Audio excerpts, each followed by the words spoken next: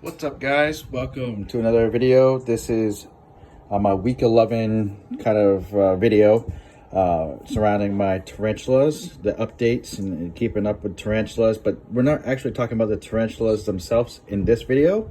This is about the feeders that I have for them. And obviously, like I just said, we're on week 11, and the type of feeder that has lasted all this time are these what are they called? Dubia roaches. And they're great because they don't climb up this holding pin. They just hide underneath these things, and all you have to do is just give them food and some water. I'll show you how I give them water and food here in a minute. But these guys, they get big. Like, here's one right here. A couple of them. And they like to burrow in substrate as well. And they like high humidity. So what I'll do here is get my little spray bottle. And I'm just gonna spray half of this enclosure down. That's perfect. And there'll be some humidity in there. Obviously, this is just a plastic bin, and I drilled some holes on the side and on the top. And over here we have red runners. Red runners, these are the medium size.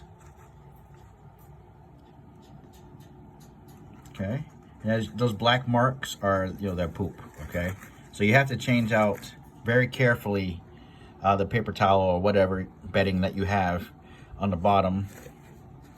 And we got some more over here. And I've had these guys for a while. Look, this is gonna last like all freaking year. Maybe even 2 years.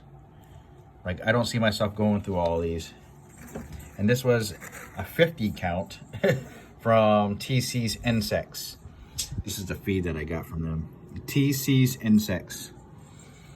All right, and these, I got these ones mainly for the spiderlings. These are the small size, or the nymphs. The nymphs. You gotta be very careful with these guys.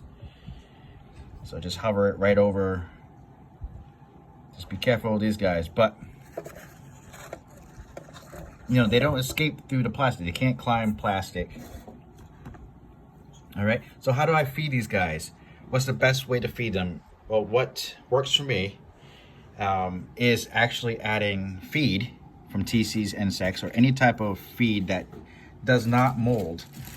There are some like cricket feeds or whatever that you might see at Petco that will mold, and it will mold up really fast. But this stuff here, it doesn't mold at all. And I also add water gel. Instead of plain water, I add water gel. And this is a bag full of it right here. Believe it or not, this was a teaspoon worth of water crystal that gelled up, and I think it was 16 ounces of water. And it takes like maybe 20 minutes to get this. And obviously it doesn't melt. You can just keep it. Oops, you can't even see it. It doesn't melt or anything. It's great. I take a spoonful of that and put it right in there. Now, since I am using one hand, it's kind of hard to operate the camera, and need another hand to open the bag up. Let me just fandangle this first. There we go. Oh, you can't see what I'm doing. Okay. You're probably looking at this too, probably spotted this, like, what the hell is that? I'll talk about that in a minute. So we have some water gel here. Just get a spoonful, and I put it right in the bottle caps. If you have any bottle caps, guys, save them. Save them for your, your tarantulas. Save them for your feeders. And when you see it looking brown like that, that means it's starting to dry out a little bit. But you can kind of just maybe add a little bit. You can dump the whole thing, actually. And again, be careful when you're dumping that out, because there might be some of the feeders inside. So you gotta be very careful when you're emptying out things. So that's just to refresh it. I do this like every 2-3 days. And we got the feed here. So looks like they didn't really eat much of it. I've added some ferret food in there too, because they can eat dry food and shit. Give me another second here. Gotta open it up with one hand, and it's not easy. There we go. All right.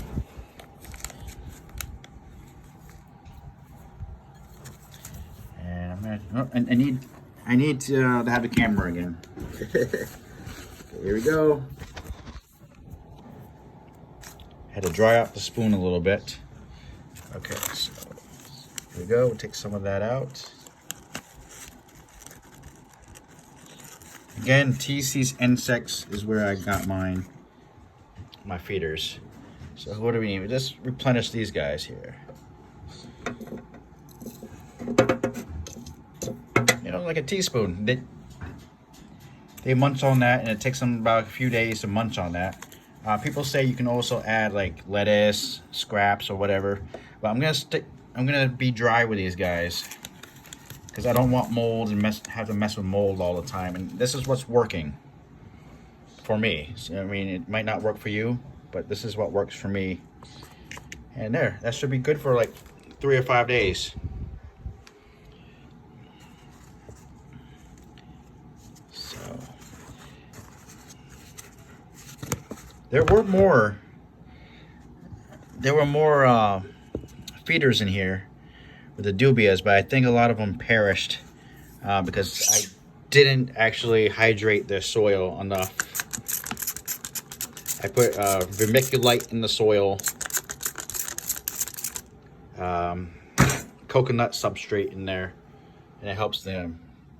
But yeah, okay, so what's this? What's this for feeders? This is mealworms. These are mealworms. And I've been feeding this to the spiderling. This is the only thing that the spiderling would eat, is when it's chopped up. So I had these, again, for like almost 11 weeks. You just put them in your refrigerator, take them out every so often, let them feed on the feed that's inside. And then when you're ready to feed them, take them out, cut their heads off, cut them up in little pieces so they don't burrow. You also have to look out for them turning into beetles. And when they turn into beetles, you can feed the beetles to your tarantulas, that's fine. But just look out for them. Yep. So this is about the feeders, guys. What do you guys do with your feeders? This is like a pet. This is you're taking care of feeders too, alongside your tarantulas. They're like pets as well. It's kind of weird. And where do I put these guys? So I put them in this. I have this little big plastic container here, and I just store them right in here, and then I put it right on top of my ferret cage. So it's perfect. And what this does as well is when I put the lid on top, they have some air flow going in, but it also keeps them in a warmer environment. So they'll be perfect for them. All right. Ciao. Literally.